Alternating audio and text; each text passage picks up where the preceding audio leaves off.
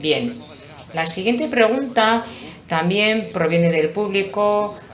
Lo ha hecho Carmele Ayerbe y quiere hablar sobre la línea estratégica del euskera y nos pregunta, por tanto, sobre la agenda del euskera. Nos va a lanzar la pregunta. Carmele Ayerbe, por favor, micro.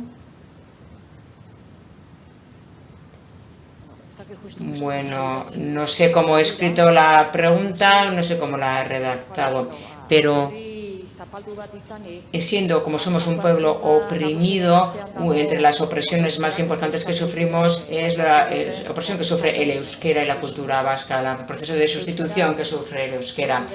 El euskera es uno de los objetivos, uno de los 4 objetivos estratégicos de Sortu, y siendo eso así, nos parece que también hay que subrayar también la presión del euskera junto con las demás opresiones. Y eso por un lado. Y por otra parte, yo tengo un poquito de inquietud, de preocupación. Cuando nos pasamos a la agenda, decimos de manera previo que un objetivo estratégico es el euskera, pero luego cuando llegamos a la agenda, en la agenda se caracterizan una serie de objetivos, pero el euskera ni siquiera se menciona. Por tanto, yo considero que en esa agenda también indispensablemente tendríamos que colocar en el centro el euskera, el tema del euskera, porque si no, no sé cómo se puede desarrollar la línea del euskera. Pello.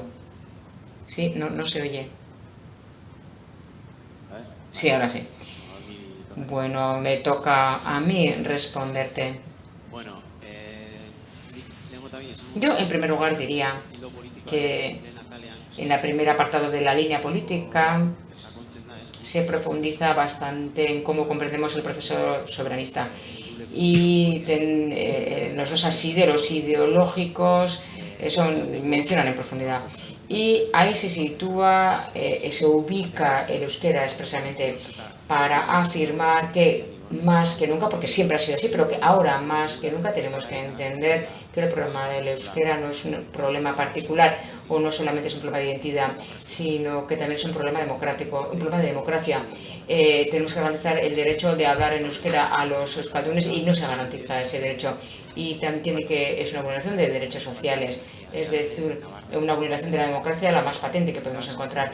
Y ese asidero es importante y entenderlo así hace posible que la cuestión del euskera se coloque en el centro del proceso soberanista. En cuanto a la agenda, no se hace una referencia expresa al euskera, pero nosotros situamos esta cuestión en esta línea dentro de los derechos fundamentales. Se dice que en una agenda popular el primer punto sería que los derechos, garantizar los derechos sociales fundamentales y para eso construir los consensos necesarios en este pueblo.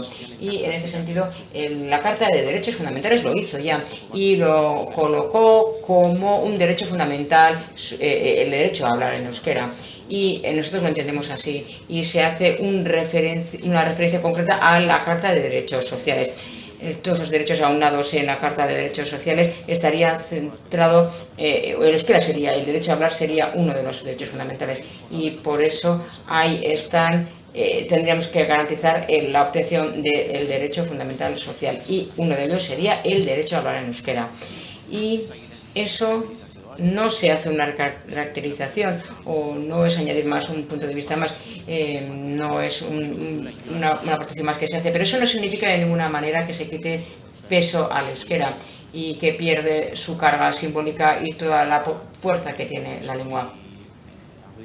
Y para argumentar eso, yo diría que en el cuarto apartado de la ponencia política, cuando se habla de desde dónde puede provenir la voluntad popular de una república vasca y a la hora de explicarlo, hay un gráfico que tiene 3 círculos principales y se dice que hay 3 fuentes de voluntad para construir voluntades a favor de la República Vasca, es decir, la voluntad de profundizar en la democracia. Otra voluntad consistiría en lograr un mejor nivel de bienestar o la voluntad de construir un nuevo modelo social y en tercer lugar es la voluntad de utilizar la lengua para crear una voluntad social, una estructura social.